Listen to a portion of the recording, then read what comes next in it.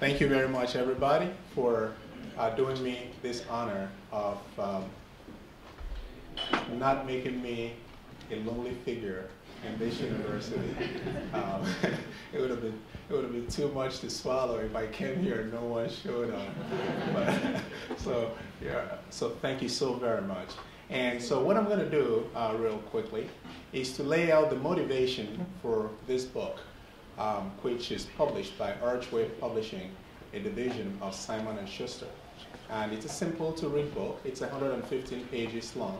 And you will find that unlike a textbook I wrote some years ago, which is actually translated into the Lithuanian language, where the country where I began my international education activities, this is not a textbook. It's a book on financial education, and it's designed to empower through creating an awareness that's very contemporary in today's world. So I'm going to lay out the motivation, and then afterward there'll be a brief time for a Q&A, and then after that I'll do a formal book signing right up here. For this event, the book retails for $10. If for any reason you have to leave prior to the conclusion of this event, at the back there are pre-autographed copies that you can also purchase. There's a young lady sitting there who will kindly and happily accept your money.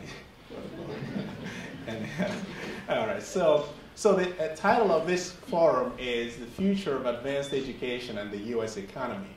All right, and so I'm going to start by pointing to some pretty obvious aspects that inform this book. Issues on education, employment, and income. And I do dearly thank the Chancellor for giving such an excellent synopsis of the book, because that's the type of message that, as well as how the mayor laid it out, so that's the type of message that I want to convey. Having been here for 25 years, I have learned a lot after traveling to 52 countries right now, teaching, consulting, and doing various professional activities. So I start by showing just a couple of pictures right here, if you like. More education, lower chances of employment, a fact that everybody knows. However, it's important that you know how very striking these differences are. The lower line that you see here, that's if you have a bachelor's degree. The upper line that you see here, that's if you do not have a high school education. And in between these two lines, the blue line and this yellow line here, we have those who have high school and associates right there. So as you can see, the distance, if I may use that word, between those who have bachelor's degree in terms of unemployment and those without is so huge that already you can begin to see why it is that in America we have this huge income disparity between those who have wealth and those who have very little. The correlation between wealth and education in America today is more striking than it has ever become, because the world we live in today is far different from even the world we saw as recently as 10 years ago, where today education and special skills make far greater impact in terms of your employability, in terms of your income, and in terms of, in large part, your status in society than it has ever been. Now, looking at this picture, it drives the point home. This is a picture that shows you earnings and unemployment by educational attainment. So on the left side here, we have unemployment. And right here, we have less than high school. And at the top here is doctoral degree. So you can see, this is a stairwell right here, right? So you can see that your chances of joblessness decrease significantly as you move from levels of low education to levels of very high education. Now, you're climbing down this same stairwell when you go to the right side of this picture, the green side, and you can see that how much money you make quickly descends as you have less and less education. So this is one of my responses to individuals who cry a lot about the income disparity. A great deal of that disparity can be explained by the educational gap, because you can see, you don't have to be a statistician like me to understand that the difference between the money that can be earned up here is statistically significantly far greater than the money you can make down over here. And it is for this reason that it's important that we put in context the impact of the types of economic problems we have in America, like the global financial crisis of 2008 and the Great Recession that followed it. Because a lot of those who suffered from that, if I may go back real quickly, are these individuals over here, the blue line. You can see how huge their unemployment was. These were the people in double digits that skewed the unemployment rate to over 10%. You can see it right there. Those with college education, although a lot of them didn't have jobs, but the unemployment rate for those individuals was no more than about 4.2% on average, by the way. So going forward, what I show here is unemployment rate by ethnicity. And the reason I point to this is because a lot of political discussions have been had about this matter. And as you can see, for one thing, you can see again that more education, lower chances of employment. Right up here, we have bachelor's degree. Right down here, we have less than high school education. So now, for each of these race categories that you see here, quite clearly again, you can see that the more education you have, as you move from bottom to top, the lower the chances of your joblessness, your jobless rate. So now, but also it's important that you look at this based on the racial demographies, because as you can see, the two extreme positions are white and black. You can see that for every category of education that you have here, that unemployment rate for blacks is about twice that of whites.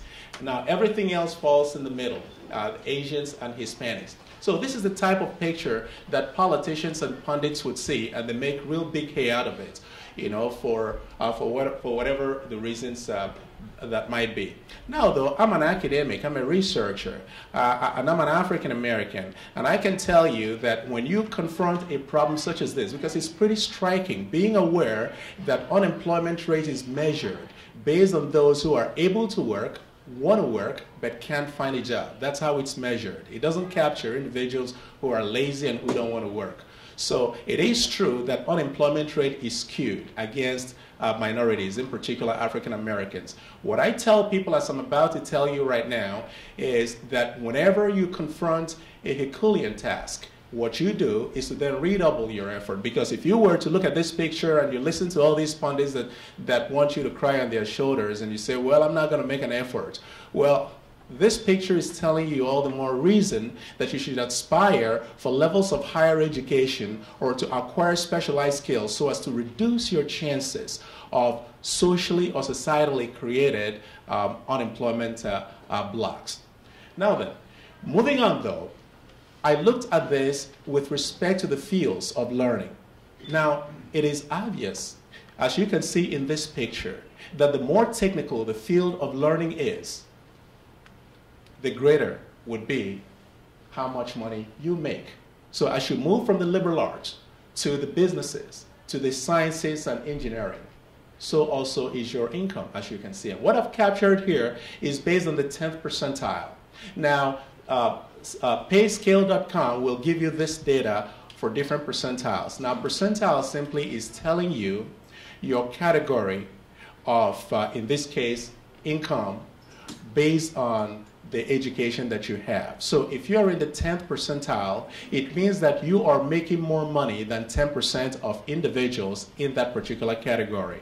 If you have a degree in finance right now, this 36,000 and change that you see here is telling you that that money is higher than 10% of all the people with the same degree in finance.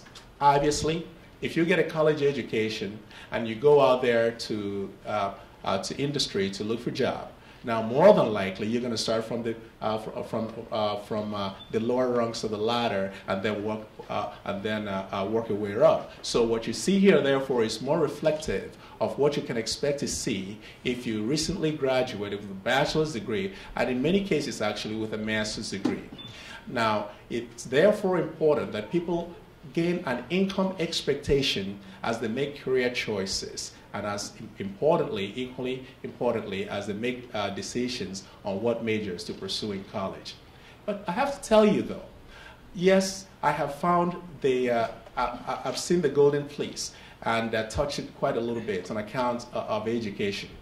But you know, maybe going to college is not what you seek. It's not necessarily important that you go for college education. I'm not here to say that unless you have a college education that all hell will break loose. Far from it, as I explained very clearly and carefully in the book.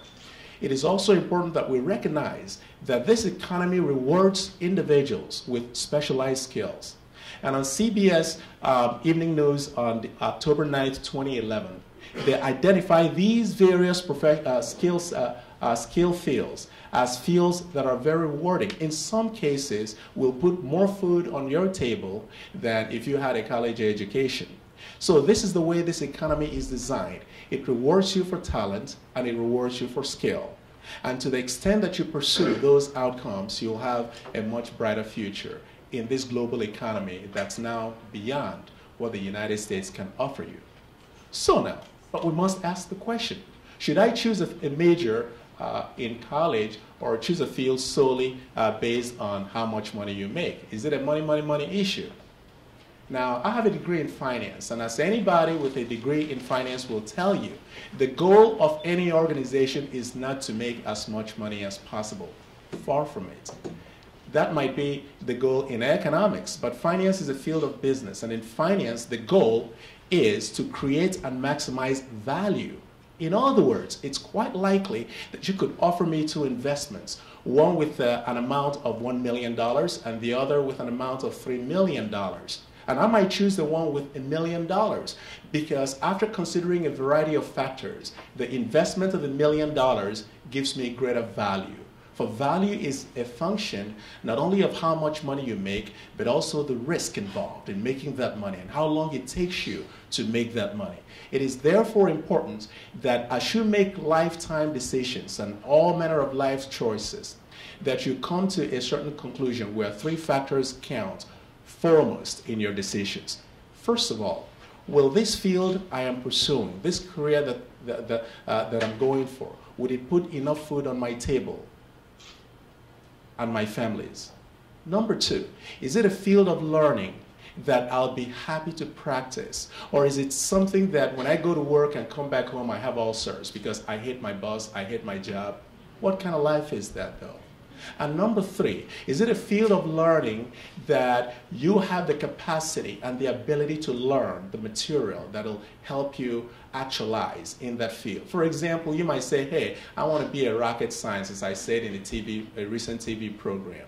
And you want to be a rocket scientist. However, you hate physics, you hate mathematics. That's neither here nor there. So you also have to make sure that in choosing that field that will give you a pride of place in society, it's a field that you have the capacity to absorb the material that'll lead you to a level of career competency that you seek. One, it's got to put food on your table. Two, you have to be happy practicing it. I enjoy my job, regardless of how much money it pays. And thirdly, you have to have the ability to learn the skills that will take you there. And so with these in mind, you can make very informed choices. For example, if you were to choose to go to college, one of the things I caution in the book is that you have to be mindful of the cost of it. As anyone in finance would also tell you, the value of any choice, financial choice you make has to be one such that the expected income or cash flow from that investment or from the choice that you have made exceeds the cost of making the choice. If you choose a university, if you choose any type of trade where the cost of learning that trade exceeds how much you can expect to get out of it in terms of income and any form of remuneration, you just made a bad investment decision. For that reason, there's a lot of young people today, several years after they graduate from college, continue to question the value of the education they have because they find that the money, the income they earn from their jobs is hardly enough to pay the cost of all the loans they have taken out of college. In the book, I show very practical examples of how this pans out. And I even show you examples of individuals I've met through the years. All of them, almost all of them, are from this university. And one of them, who is sitting right here, Odion Clones, has a master's degree and has made strides ever since I've known him when he was 14 years. One of the kids I mentored out of Chicago. and is a proud senior manager of a health establishment after obtaining a master's degree in health science from Indiana University. Very reputable university and very reputable course of study. He had listening ears, and it serves him well. I should take all his money. Look over here. We have data that one has to be mindful of, right? And one of the data is how much it really costs you to go to college right now. This is recent data. Now, the average cost, if you go to a public university, is what you're seeing right here, about $18,000 in change. Now, if you kick in cost of books and food and miscellaneous, you can kick this up to $20,000. So if you were to choose on average, this is based on national average data, all right? So this is how much. Now, you might say, I want to go to a private school. I want to go to University of Notre Dame, where the mayor went to university. That's fine, but can you afford it? For private colleges, this is where you are right here. For public colleges, this is where you are right there. Right? Here at Purdue University, and as you can see, I looked at the data based on recent trends, which fortunately the costs have been decreasing in terms of how fast they are rising. You can see here that over the past few years, it's about 4% per year. So it's based on this that I gave the projections I gave. In case you have a young child today, like that little kid right there, this is the time for father or mother to start making plans for what's going to happen in a few short years. When the child is 6 years of age, you know that in another 12 years, the child will be college bound. And the question is, are you going to be ready for that child to go to college when that child turns 18? Or are you going to say, oh, well, he or she will apply for FAFSA and there's college loan. But that college loan, remember, after all is said and done, is never dischargeable in personal bankruptcy in the event that that individual is unable to pay it off in time. So we have to be mindful of these. Here at Purdue University, which is one of the best as far as I'm concerned, money-wise, this is where we are right now. All right, so if you look at all the total costs of going to university right here, it comes out to about $305 an hour for a resident. And if you consider 120 hours, which is approximately what it will take you to get a bachelor's degree, you'll see that the average annual cost is less than $10,000, which is less than this $18,000 that you see here, the national average. So you need to tell people around Chicago area that this is where to get that quality Purdue University degree and still pay less for it, being taught by professors who not only are mindful of the quality of instruction that reflects the name of the brand, the Purdue brand, but also, additionally at this campus, we mentor you to success. Mentoring is a key aspect of what we do in this university. And so with that, the question is, what are the issues at stake? What are the challenges ahead of us?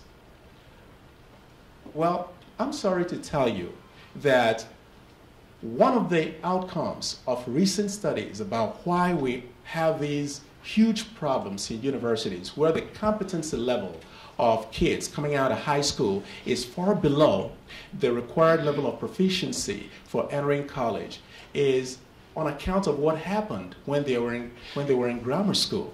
Some of the issues at stake I summarize here. The state of public education in America leaves a lot to be desired. We've had No Child Left Behind. We've had Marching to the Top. We've had a whole lot of initiatives designed to arrest these challenges.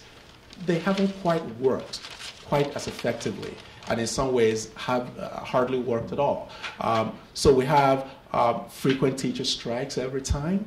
And I know a lot of people are sympathetic with teachers. Anytime there's a teacher strike in Chicago or anywhere around, you know who I think about? I think of the children. The children. I understand. I sympathize with teachers. My mother was a teacher from when I was born up until now. She's an 80-something-year-old lady. I'm a teacher at the end of the day. So I understand. You can never pay a teacher as much as he or she deserves to be paid. Yet, we have to be mindful of the fact that each time these teachers go on strike, there's a child whose educational challenges have just gotten worse. And so when you look at situations such as frequent teacher strikes, be more mindful of the negative impact on the children who stay home and do nothing. poor performance of American students in science and math. How can it be that in this country, which is a giant among giants, that our children in high school hardly compete with almost 40, with children from almost 40 different countries out there? How can that be? How can it be that in this country we have this low educational attainment so that people find it very difficult to get the type of jobs that can give them that type of income and quality of life that they seek? And most importantly, how come we have all these inner city social problems that have become the largest impediment in the training up of the child? Which I have to share some of these statistics with you, because today we really have to be Americans in terms of internalizing these problems and making personal and conscious efforts to see how we can individually make a difference, because that's the ethos, the picture I paint at the end of the book. Look over here, the percentage of 25 to 29-year-olds with bachelor's degree in America. This is the most recent data. This is the age where you should already have a bachelor's degree. And you can see that while it's 40% for whites and a handsome 58% for Asians, look at blacks and Hispanics, even worse for Hispanics. Now, look at the dropout rate, the percent of 16 to 24-year-olds that drop out of high school. For whites, it's a measly 4%. But look at the sad situation with blacks and Hispanics. This is the challenge we have. And the place where these demographics live is largely in the inner cities. So we need to be focused on how we seek to contain this crisis that has continued to brew and apparently is getting worse. And I know recent trends have shown some amelioration in the intensity of these problems, but we can't ignore the fact that the population projections over the next 50 years, beginning from 2000, shows that the population of this country will increase by an additional 184 million Americans. But look at this. Of this number, about 81% would be Hispanics and blacks. These individuals. And by that 2050, about half of U.S. workforce would be today's minorities. These individuals. So, if that's the case, what quality of workforce can we expect by the year 2050? And in fact, of this 81% that you see here, Hispanics alone is about 61%. Blacks will chip in an additional approximately 20%. So these are things that ought to frighten any person who has the best interest of this great nation that has opened the door of opportunities to many from around the world, myself inclusive. And so you look at, and sometimes people ask the question, so then what? Well, there's a projection made by Alliance for Excellent Education showing that for the individuals who dropped out of school in the year 2008, that dropout is accompanied by a loss of about $320 billion in lost lifetime income. In other words, this is how much income that would be shaved from this economy on account of the individuals who dropped out of school in high school, out of grammar school in 2008 alone. This ought to frighten you. And more so because we're now part of a global community. One of the things I warn in my book is that we have to be careful about how we assess how well America is doing. True, if you look at this, I can help you with this. Look at the stock market. It's gone up from 903 to over 2,000, an increase of over 130%. Look at interest rates. It's still next to nothing between 2008 and today. Look at market risk. A lot of people don't really understand market risk, but this is an indicator of how afraid we are as to how American companies will do going forward. Look over here. It has declined significantly from 55 in 2008 to a measly 14 now. So people are saying, oh, all's well in paradise. Look at oil price, declining from $122 per barrel to $75 per barrel. It's trading at multi-month low right now. And we're all happy pumping that real cheap gas into our car right now. I like that. Don't get me wrong now. But oil companies are hurting. And employees who work in those companies may lose their jobs if that continues to decline. For everybody who smiles, somebody may be crying. Look at GDP. This is the most important metric here. It's a measure of the size of our economy. It was $14 trillion in 2008. Now it's a whopping $16 trillion and counting. Look at unemployment rate. It was over 10%. Now it's 5.8%. Corporate profits, look at that. Growing from $671 billion to over $1.8 trillion. Companies are making money hand over fist. Look at consumer confidence, almost at historical highs, from 58 to now 89 and change, which is a very important metric if you really want to get a sense as to how Americans feel and how they might be buying things going forward. Meaning what? You see, in this economy, it's one where how we perform is based on how we buy stuff. About 70% of the size of the US economy is a function of our consumption power. And our consumption power is influenced by how we feel. If we feel optimistic, we're more likely to buy more stuff. And then the economy grows. Companies make money. They hire people. All is well. If, on the other hand, consumer confidence goes down, all's not boding well. Look at exchange rates. Not such a big deal, but I just had to throw it in there that the dollar is worth a whole lot more today compared to the euro, a key currency, than it's ever been in many months. So these are wonderful things. In fact, I have to tell you, I'm not a political scientist, but I dare say, and I'm going to go on a limb to say that this is one of the few elections we've had in America where the party in power in the White House lost elections, midterm elections, even when the economy is doing very well by general standards.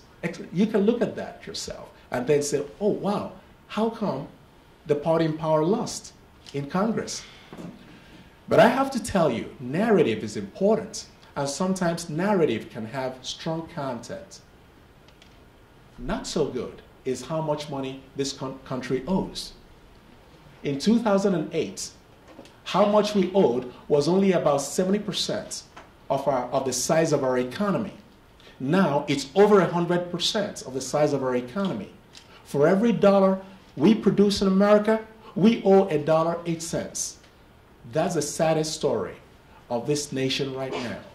And regardless of how rosy this picture is up here, this is a core competency of America, our financial strength and independence, which, as you know, a third of the money we owe, outside of the money held within government, is owed to China, which today is our second largest trading partner. By the way, how many of you know who's our largest trading partner in America? I'm a teacher, so I'm going to ask a question, pretending this is a class. How many of you know who America's largest trading partner is? Raise your hand. I mean, if you really do know. As you can see, less than 20%. But I'm going to save you the trouble. It's our neighbor to the north. It's Canada. Over $600 billion in trade every year. But if you ask the average American, they'll probably say China.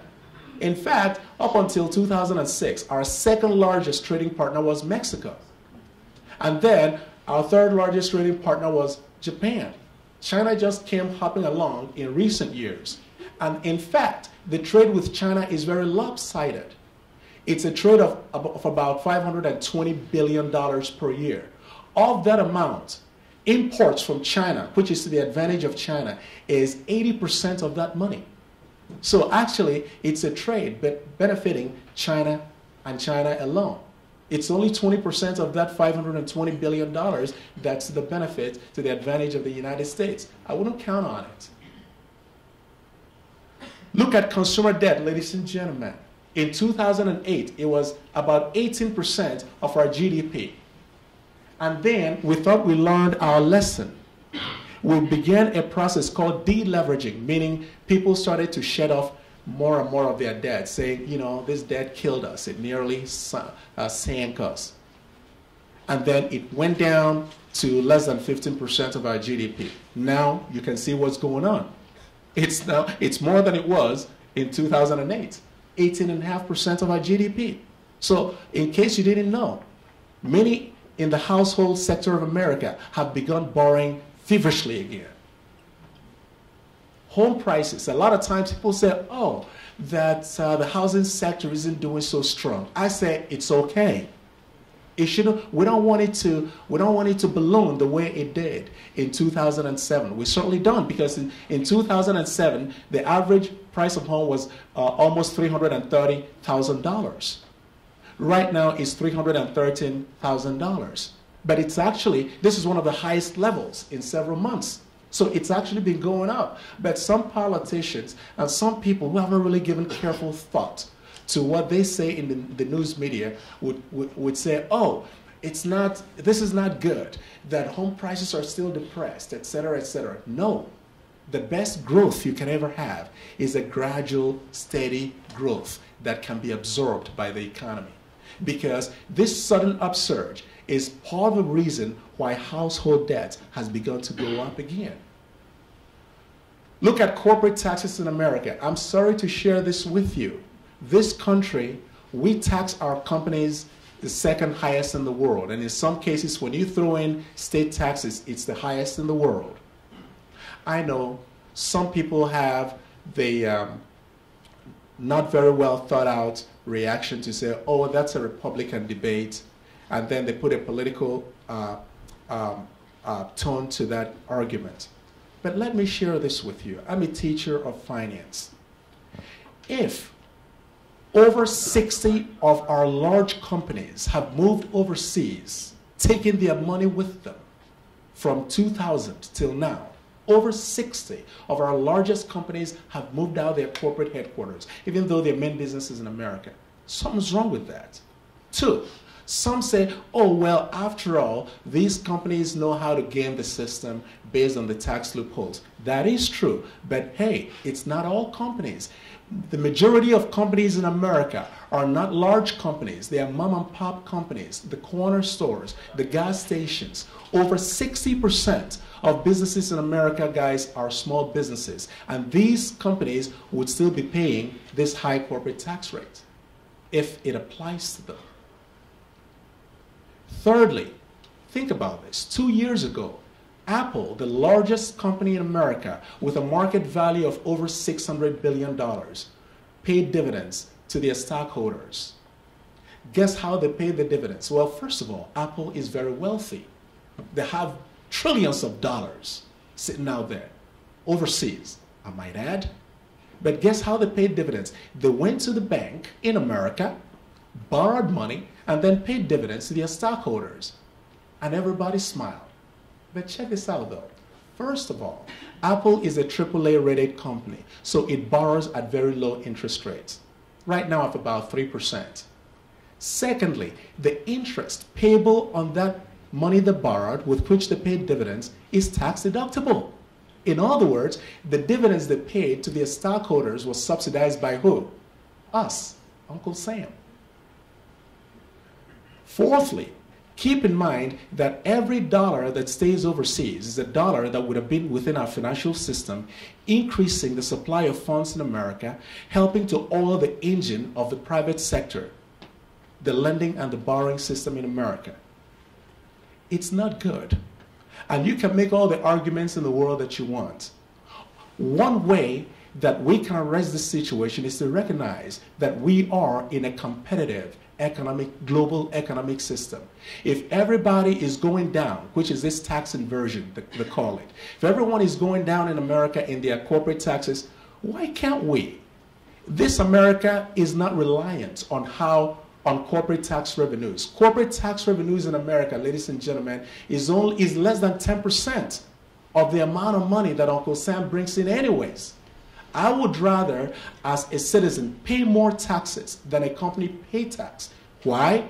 Not because I'm happy paying more taxes, but because I know that if these companies can repatriate these trillions of dollars in America, the impetus to invest, to let the money flow within our financial system, to hire people, to increase national income is a far greater benefit than me saving money on my personal taxation, assuming that the two are mutually exclusive.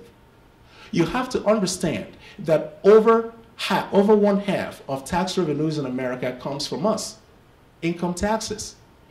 It doesn't rely on corporate taxes. Yet, by being forcefully competitive globally, we can make things happen in America that will make everybody become runner-ups all over again. Right now, we're not in the front any longer, by the way.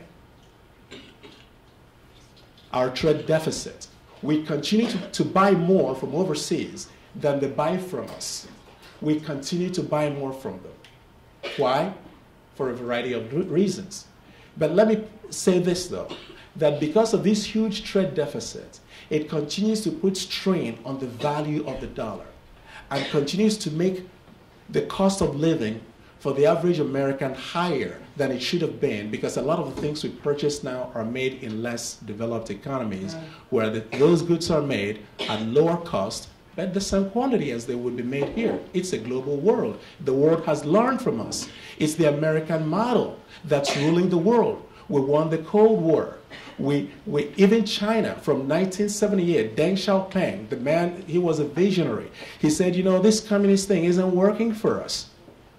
And he said, you know, and they said, well, are you saying we should have free market just like the Americans? He said, listen, a black cat and a white cat, it doesn't matter the color insofar as it catches a rat, a mouse.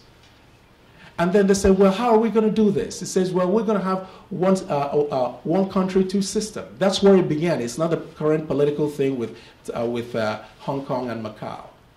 The two system means we're going to have a communist political structure, but free market economy. And that the way that we're going to do this is to act as if we're walking over water we've never walked on before, feeling the pebbles on the floor of the river one at a time to minimize chances of error. Has it not worked for them? At least so far so good for China. Lifted more people out of poverty than any other country has done in such a short time period. And so, in conclusion, this is what informs the motivation behind this book, which is broken into these three parts. Education, which is first and foremost and near and dear to me, because I have seen what it has done for me as a minority that began life in Texas and went to Mississippi as the first PhD holder in finance from a predominantly white university where black population of that university was less than 1% at the time I graduated. And lived there, and I endured, but I also enjoyed the goodness of the people. And that is what influences much of the advice I give whenever I do financial workshops. Personal financial prudence in the second part. As my students will attest, every now and again I make them understand that taking out a loan to live is not really the American way. If you can take a little bit and study how this country grew its economy up until we had the Great Depression in 1929. It's through hard work, education, liberalization. And I want to teach people in a conversational manner how you can make prudent choices on retirement, education, saving to purchase a vehicle, to buy a home, debt elimination. These are contents of this second part. The national perspective offers me an opportunity to share the two most recent financial cataclysms in America. First, the financial crisis, the mortgage crisis of 2008, of 2007, and the financial crisis that followed in 2008. And second, the debt crisis that has continued to worsen. And I warned that anytime this economy is doing well in terms of unemployment going down, people forget about the debt. Yet, it's a festering wound that must be healed at some point if we want to be financially independent and strong. What informs me and encourages me as a naturalized American and as a latter-day immigrant are some of the ways of life of these individuals that you have seen here and more. Obviously, Martin Luther King Jr. is the foremost mentor for any African American because of the sacrifice he made and the door he opened for the likes of me. Obviously, I have to tell you, I like the likes of Colin Powell because of the volunteer efforts that he made. Of course, John F. Kennedy, who tells us to be more concerned about what we can do for America than what America can do for you. That feeling, I believe that one way you can be so empowered as to make a difference in the life of someone else, is to be financially prudent, to equip yourself with the skill sets that can enable that. I think that's what American exceptionalism is, which is how we can be qualitatively different so as to make a difference in the life of someone else. To me, that is the hallmark of personal and professional success. Not how much money you have made or own, but how the impact that you can make in the life of someone else. That is a testament that can last a lifetime and then beyond. I like the likes of Warren Buffett, who donated over $38 billion of his money for charity. I like the likes of Oprah Winfrey, whose wonderful efforts are well known beyond the United States. I like George W. Bush, because unbeknownst to a lot of people, the reason you no longer hear of the AIDS pandemic in Africa, remember, that was him. It was him that sent billions of American dollars and American workers to East Africa and Southern Africa. Today, have you ever heard of the AIDS pandemic? We don't have smart doctors in Africa, not yet at least, yet you don't hear it. You haven't seen the miracle that this man has done in Africa. You haven't been on the highways of the country of Ghana that he built. It's named George W. Bush Highway because he used, that's our tax dollars, to enable a country in West Africa that has one of the most powerful and most stable democracies. I go to Ghana every time. I know these things. And now Obama is doing the same thing with respect to the Ebola pandemic. I like his father. I like what he had. I like his political abilities in terms of his compassionate conservatism. I think he was well intentioned. I like the likes of Maya Angelou, who said that anyone who's useful only to himself is useless to society. I like the likes of Abe Lincoln for obvious reasons. I like the likes of Jeffrey Canada, who is actually, he would be one of my foremost role models for how this guy has debunked all the arguments against inner city education and has made huge successes in his Harlem Zone education program, Harlem's Children's Zone education program. And of course, Michelle Rhee, a lady after my heart, put his foot down and said, you know, if you want to have teachers' unions, that's fine, but we have to have a compensation system that is a function of your contribution. We can't just pay you without knowing that you're doing a good job. And people didn't want to buy that in Washington, D.C. and kicked her out. Guess what? Washington, D.C. school system, at least up until last year, is still the worst in the country. Ladies and gentlemen, this is what informs the title of this book. We must change the way we live. Because I think that for America to remain comfortably at the top and strong and continue to be a leader that's respected worldwide as it has been, we have to restore that supremacy in terms of our financial prudence, in terms of our educational power, and in terms of our overall leadership in this global economy. We cannot afford to be insular. I have seen things overseas, and I go overseas a lot. And I'm telling you that, yes, we're still running fast, but those who are behind are running at a faster pace. Right. That's my story.